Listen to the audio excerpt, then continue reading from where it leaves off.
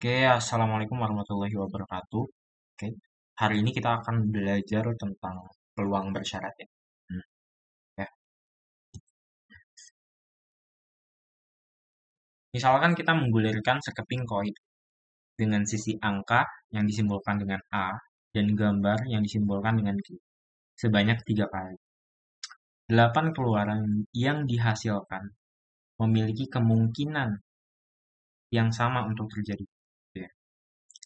Karena halnya di sini menggulirkan sekeping koin sebanyak 3 kali berarti apa? Kita mengetahui NS-nya itu adalah 2 pangkat 3 yaitu 8. Nah, 8 ini adalah 8 keluaran artinya ya. Di sini. Perhatikan kalimat selanjutnya. 8 keluaran yang dihasilkan memiliki kemungkinan yang sama untuk terjadi. Gitu ya. Jadi setiap keluaran yang dihasilkan itu memiliki kemungkinan yang sama untuk terjadi. Oke. Misalkan F menyatakan ya, kejadian munculnya sisi gambar pada guliran pertama. Sisi gambar pada guliran pertama. Jika diketahui informasi seperti itu, berapa peluang terjadinya E, yaitu kejadian. Ya. E ini menyatakan kejadian munculnya sisi gambar sebanyak ganjil. Ya. Berarti uh, sisi gambarnya akan uh, hasilnya sebanyak 2, sebanyak 1 dan 3 gitu ya. Karena guliran pertama menghasilkan sisi gambar, hanya ada 4 keluaran yang mungkin. Gitu ya. Guliran pertama menghasilkan sisi gambar.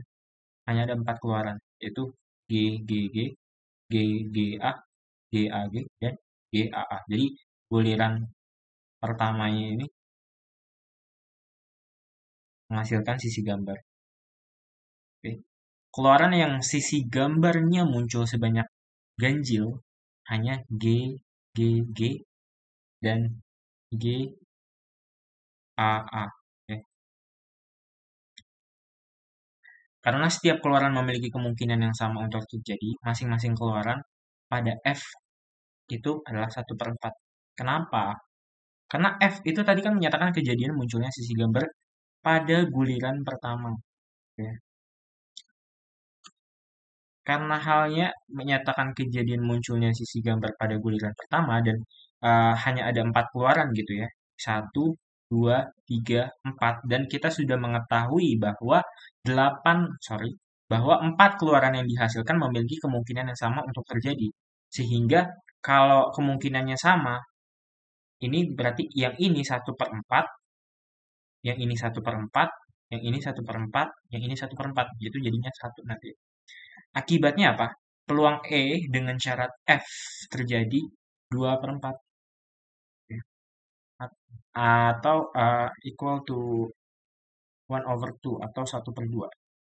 Peluang seperti kasus ini disebut peluang bersyarat.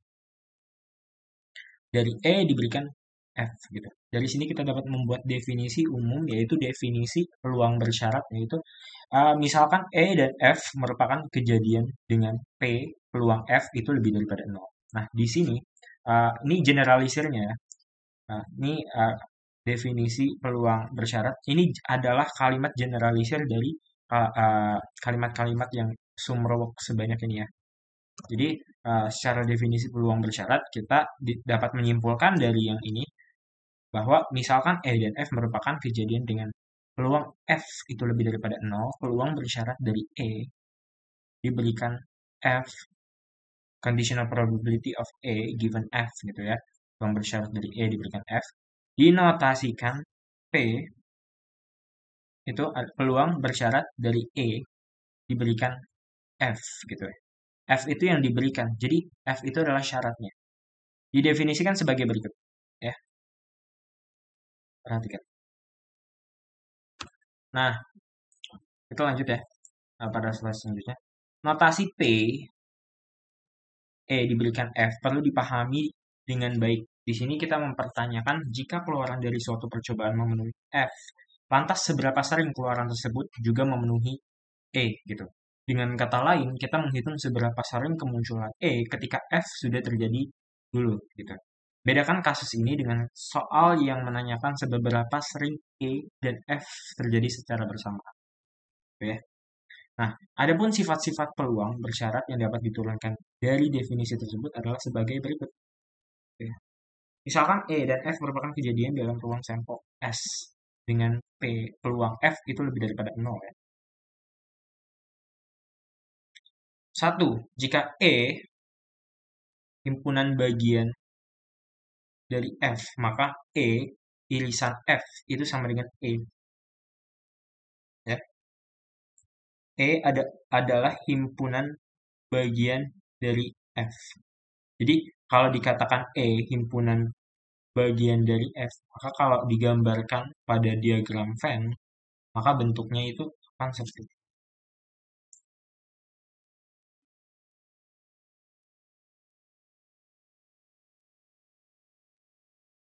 ini.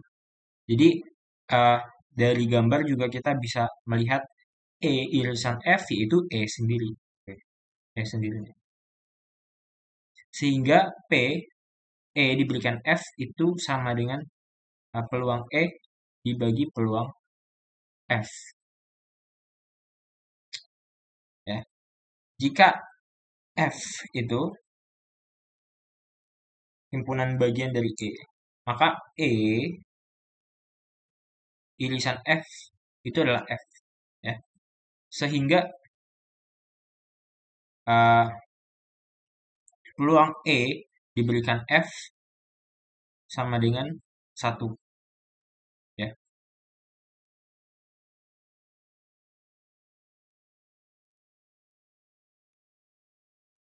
Rumus dasar yang kita pakai itu sebenarnya seperti ini. Gitu ya. Nah, karena halnya E irisan F itu adalah E, maka ini nanti digantikan dengan PE. Dan sama, karena ini adalah F, maka ini nanti digantikan, yang ini digantikan F. Ya, karena halnya ini. Oke. Perhatikan juga bahwa dari definisi peluang bersyarat tersebut dapat kita peroleh sebagai berikut ya. Si peluang E irisan F ini bisa kita jelaskan menjadi N E irisan F per N S atau banyaknya kemungkinan semesta gitu ya. NF dibagi NS. Nanti jadinya seperti ini. Dengan NS menyatakan banyaknya anggota ruang sampel secara keseluruhan. Mari menganalisis. Perhatikan dua persoalan berikut. Yang pertama adalah satu dadu setimbang digulir 2 kali. Berapa peluang kejadian munculnya jumlah mata dadu lebih dari 10 jika ya, mata dadu di guliran pertama harus 6. Jadi soal 1 dan soal 2 ini adalah soal yang berbeda. Coba kita lihat soal 2. Satu dadu setimbang digulir 2 kali. Berapa peluang kejadian munculnya jumlah mata dadu lebih dari 10 jika diketahui bahwa mata dadu guliran pertama 6. Uh, Perhatikan di sini pada kalimat pertama ya, satu dadu setimbang digulirkan 2 kali. Satu dadu setimbang digulirkan 2 kali. Pada kalimat pertamanya sama ya. Nah, perhatikan pada kalimat pertanyaannya ya. Kalimat tanyanya di sini berapa peluang kejadian munculnya jumlah mata dadu lebih dari 10 jika. Nah, perbedaan antara soal 1 dan soal 2 itu adalah kalimat setelah kata jika, yaitu mata dadu guliran pertama harus 6. Yang ini. Dan soal kedua, ini diketahui bahwa mata dadu guliran pertama 6. Nah, ini adalah soal 1 dan soal 2 ini adalah kasus yang berbeda. Perhatikan lagi. Menurutmu, apakah dua persoalan itu memiliki makna yang sama? Perhatikan dua persoalan berikutnya. Ini kita menganalisis lagi tadi. Jika dicermati dengan seksama, soal 1 mengindikasikan bahwa kita belum menggulirkan dadu itu sama sekali. Ya, kita belum menggulirkan dadu itu sama sekali. Karena di sini kalimatnya itu jika mata dadu guliran pertama harus 6. Mata dadu guliran pertama harus 6. Ya. Sedangkan soal 2 mengindikasikan bahwa dadu telah digulirkan sekali. Dadu telah digulirkan sekali dan keluar mata dadu. Ya. Karena pada kalimat itu kita mengetahui kalimat setelah jika itu diketahui ya bahwa mata dadu guliran pertama itu 6. Berarti kalau sudah diketahui mata dadu guliran pertama itu 6 berarti sudah pasti keluar mata dadu 6 gitu. Dadu telah digulirkan sekali. Gitu ya. Ini adalah dua kasus yang berbeda. Tolong dipahami ketika membaca soal.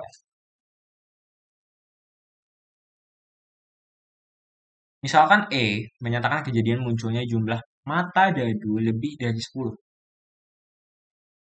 Dan F menyatakan kejadian munculnya mata dadu 6 pada guliran pertama. Ini berarti apa? E itu anggotanya 5,6, 6,5, dan 6,6. Unsur-unsurnya. Ya. Sedangkan F itu menyatakan kejadian munculnya mata dadu 6 pada guliran pertama. Itu ya udah kita tulis saja 6,1, 6,2, 6,3 sampai 6,6. Nah, sehingga kita mengetahui banyaknya anggota uh, pada E itu adalah 3 dan banyaknya anggota pada F itu adalah 6 ya. Ini adalah 6, 1, 2,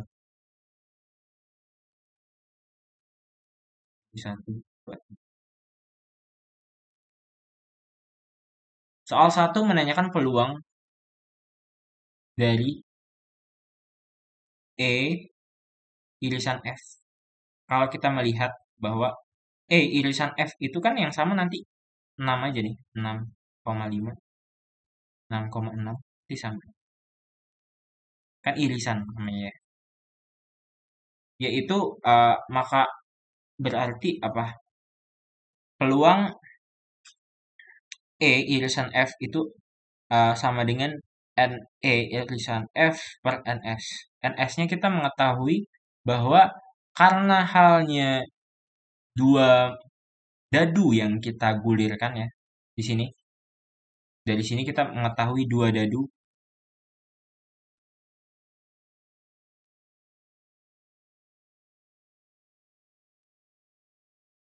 Maka NS-nya itu adalah dadu itu kan ada 6 sisi. 6 sisi dan kita menggulirkan dua dadu. Maka 6 pangkat 2 itu 36. Ya. Sehingga apa di sini? Banyaknya E irisan F itu adalah 2, yaitu 6,5 dan 6,6. Dan banyaknya semua kemungkinan, yaitu semesta gitu ya. Itu 36. 2 per 36 sama dengan 1 per 18. Berbeda dengan itu, soal 2 menanyakan peluang munculnya kejadian E jika F telah terjadi. Gitu ya. Nah, jadi pada halnya di sini, gitu ya. Pada halnya di sini nih. Soal 1 itu menanyakan apa? Katakanlah peluang kejadian munculnya mata dadu lebih dari 10 ini kejadian munculnya mata dadu lebih dari 10 itu adalah tadi kita memisalkan itu adalah E ya, munculnya mata dadu. Dan F itu menyatakan kejadian munculnya mata dadu 6 pada guliran pertama. E F.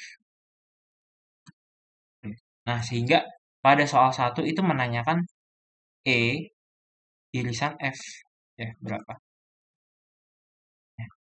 Sedangkan pada soal 2 ya, perhatikan di sini setelah kata jika ya, setelah kata jika di sini terdapat kalimat seperti berikut. Diketahui bahwa mata dadu guliran pertama itu 6. Berarti kita sudah mengetahui apa? guliran pertamanya itu bermata dadu 6 gitu ya. Nah, karena halnya kita sudah mengetahui dan kita ditanyakan peluang kejadian munculnya jumlah mata dadu lebih dari 10, maka kita di sini punya syarat gitu ya. Maka ini menanyakan apa?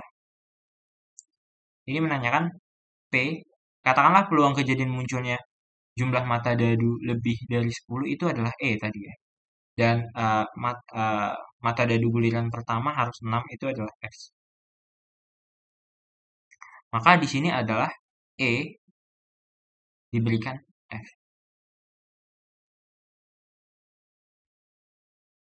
Nah, jadi jangan sampai salah di antara dua persoalan berikut.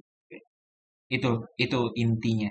Nah, di sini adalah penjelasannya gitu. Kita lanjut ya. Ini kita lanjut di soal 2. Soal 2 menanyakan peluang munculnya kejadian E jika F telah terjadi. F-nya itu telah terjadi. Ya, F-nya tadi apa? F-nya itu adalah munculnya mata dadu guliran pertama. Itu 6. Ya. Karena halnya F-nya itu telah terjadi, maka ini menanyakan peluang E dengan syarat F. Atau juga peluang E diberikan F. Gitu ya. Diberikan F. Karena F itu sudah terjadi. Gitu. Maka ini bisa kita cari dengan banyaknya E irisan F dibagi banyaknya F gitu ya. Maka ini 2/6 karena ini adalah 2 ya, ini 2. F-nya itu ada berapa? Ada 6 ya.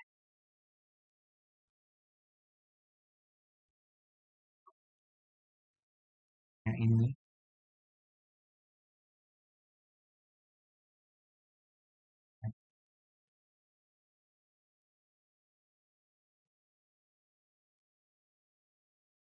oke. Jadilah 1/3. Jadi beda ya, beda sekali. Ini jawaban nomor 1. eh, Sedangkan yang ini jawaban nomor 2. Oke. Contoh lain gitu ya, diberikan sebagai berikut. Misalkan terdapat suatu keluarga dengan 2 anak ya. Berapa peluang bersyarat kejadian keluarga tersebut memiliki 2 anak laki-laki jika diketahui ya. Nih jika diketahui. Ada kata diketahui.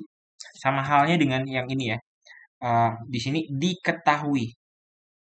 Setelah kata jika itu ada kata diketahui. Ini mengindikasikan apa? Ya, coba kita lanjutkan lagi ya. Eh,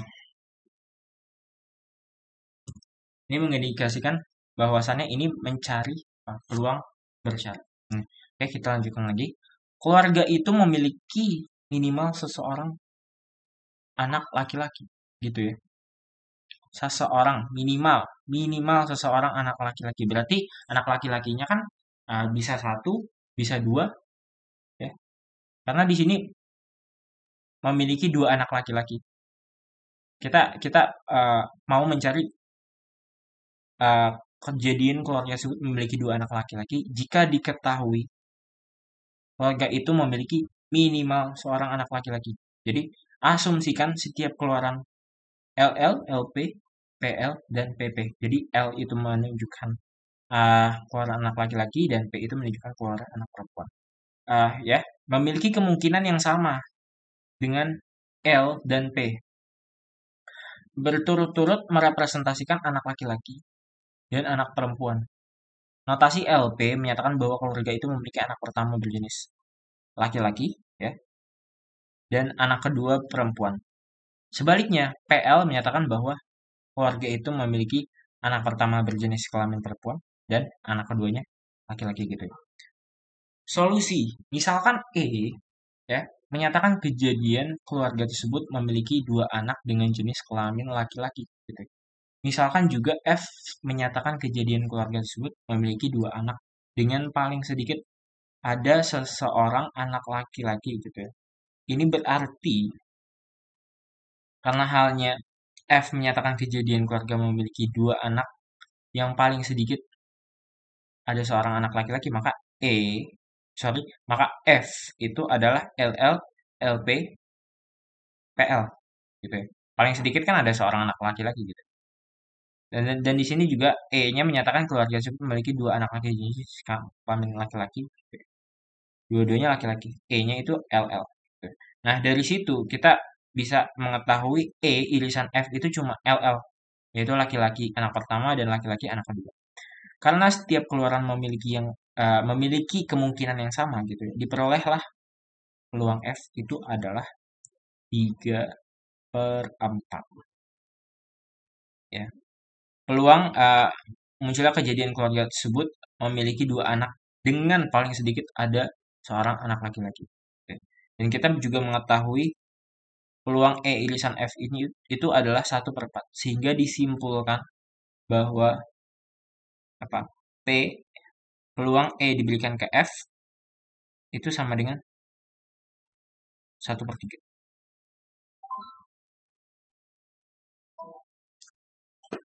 Oke, kita lanjut. Tinjau kembali eksperimen pengguliran koin sebanyak 3 kali. Tuh.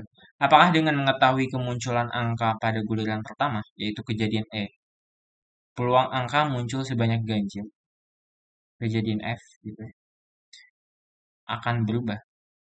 Jadi, eh, munculnya angka sebanyak ganjil itu adalah kejadian F, dan kemunculan angka pada guliran pertama itu adalah E, gitu ya. Nah, di sini pengguliran koin sebanyak 3 kali. Nah, ini adalah yang koin tadi ya, yang ini. Mana tadi ya? Nih, yang ini nanti. Skipping koin. Ya, perhatikan lagi di sini.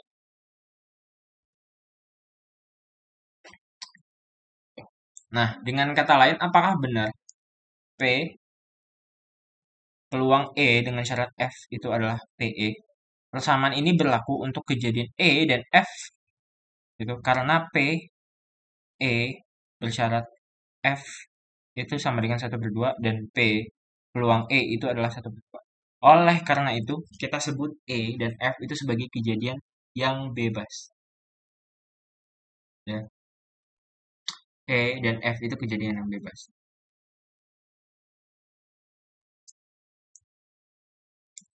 Ketika dua kejadian bebas terjadi, salah satu kejadian tidak memberi informasi apapun tentang peluang terjadinya kejadian lain.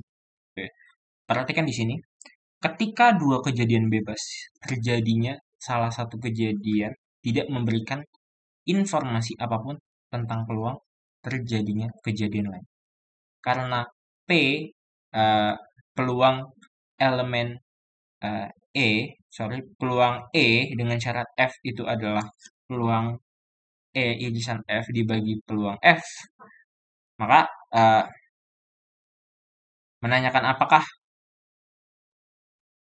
P eh, peluang E dengan syarat F itu adalah peluang E, sama artinya dengan menanyakan apakah peluang E irisan F itu sama dengan peluang E dikali peluang F. Ini menjadi latar belakang terciptanya definisi kejadian yang bebas. Oke. Nah, dari situ kita mengetahui kejadian yang bebas itu bisa kita definisikan yaitu dua kejadian E dan F dikatakan bebas atau independen jika P E irisan F itu sama dengan P peluang E dikali peluang F. Sebaliknya, E bergantung atau dependent dengan F jika peluang E irisan F itu tidak sama dengan ya, tidak sama dengan peluang E dikali peluang F. Nah, dari situ kita mendapatkan lagi definisi bebas berpasangan dan saling bebas. Oke. Nah, kejadian E1, E2 sampai dengan EN gitu ya, dikatakan bebas berpasangan atau pairwise independent jika P peluang E irisan E J itu sama dengan peluang EI dikali peluang EJ ya. Untuk setiap bilangan bulat I dan J dengan 1 kurang dari atau sama dengan I, kurang dari J, kurang dari atau sama dengan N. Kejadian-kejadian tersebut dikatakan saling bebas atau mutually independent jika ya sebagai berikut. Untuk setiap IJ dengan J elemen 1 sampai M dengan memenuhi sebagai serta M itu lebih dari atau sama dengan 2 gitu ya.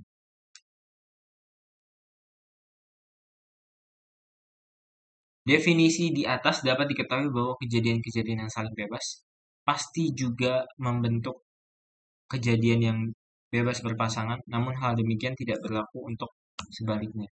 Oke. Nah, kita ke contoh soal ya sekarang. Sebanyak 12 mahasiswa semester 5 gitu. 18 mahasiswa semester 3 dan 35 mahasiswa semester 1 mengikuti kelas kuliah pengantar ilmu kimia. Nilai akhir menunjukkan bahwa sebanyak 3 mahasiswa semester 5, 10 mahasiswa semester 3, dan 5 mahasiswa semester 1 mendapatkan nilai A. Jika seorang mahasiswa dipilih secara acak gitu ya, dari kelas tersebut ya dan diketahui berarti sudah terjadi ya dan diketahui siswa tersebut mendapatkan nilai A. Nah, ditanyakan adalah peluang bahwa mahasiswa itu adalah semester 5 itu berapa? Nah, cara yang paling mudah untuk bisa menyelesaikan soal ini dengan cepat itu adalah dengan bisa menjadikan sebuah table gitu ya. Di sini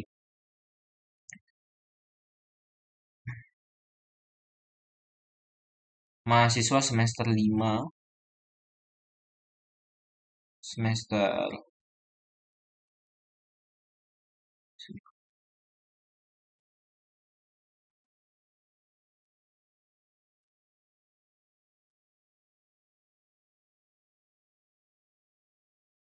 nilai A tidak nilai A lingkarannya ya.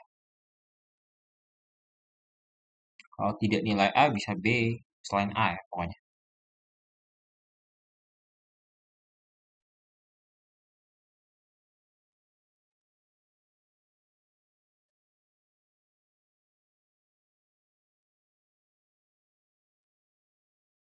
Nah, sebenarnya cara seperti ini adalah cara yang paling mudah ya. Bisa kalian kerjakan. Nah, di sini perhatikan bahwa sebanyak 12 mahasiswa semester 5, berarti semester 5 itu ada sebanyak 12 mahasiswa.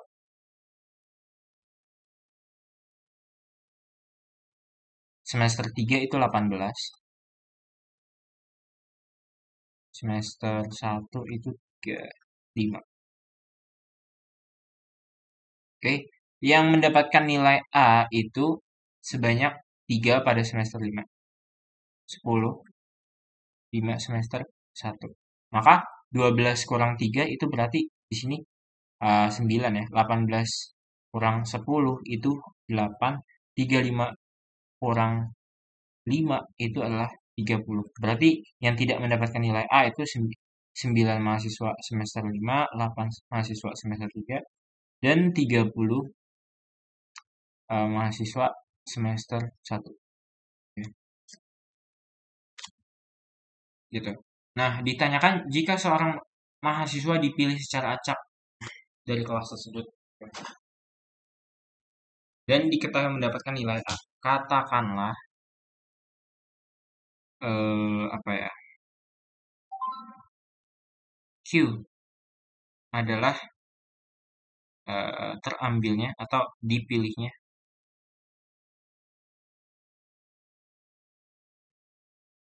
ya mahasiswa mendapat nilai A dan S adalah dipilihnya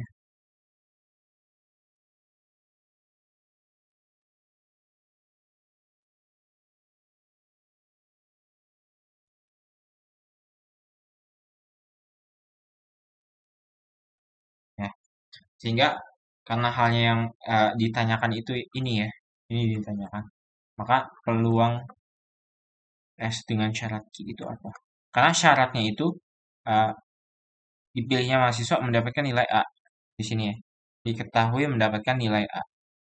Maka ini adalah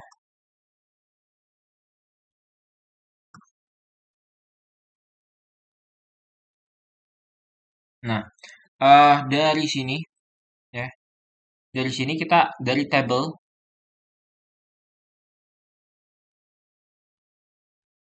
ke kita dapat mengetahui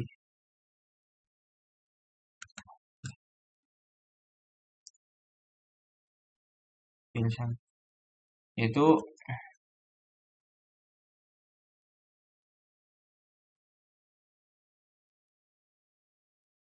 ya, ini itu sama dengan apa? Kalau NS-nya itu kan nanti 12 tambah 18 tambah 35 itu nanti 65 ya. Eh, S irisan Q. Berarti dipilihnya mahasiswa mendapatkan nilai A dan dipilihnya mahasiswa semester 5 gitu ya. Semester 5 berarti yang ini ya. Berarti 3 per 65. Dan kita dari tabel juga kita bisa mendapatkan PQ-nya. PQ-nya dari peluang Q-nya itu peluang dipilihnya mahasiswa mendapatkan nilai A itu adalah 3 tambah 10 tambah 5 berarti 18. Ini 18 per 65. Oke, maka dari situ kita bisa masukkan ke sini ya. Ini 3 per 65 dibagi 18 per 60. Itu adalah nanti ini bisa coret, ini bisa coret. Pak, jawabannya adalah 1,6 yang C. Oke, dan begitupun dengan soal-soal selanjutnya. Eh, ya, nih soal-soal selanjutnya. Ini buat PR kalian. Nanti untuk selebihnya kita akan bahas di video-video berikutnya. Oke, Oke, cukup sekian dari saya. Assalamualaikum warahmatullahi wabarakatuh.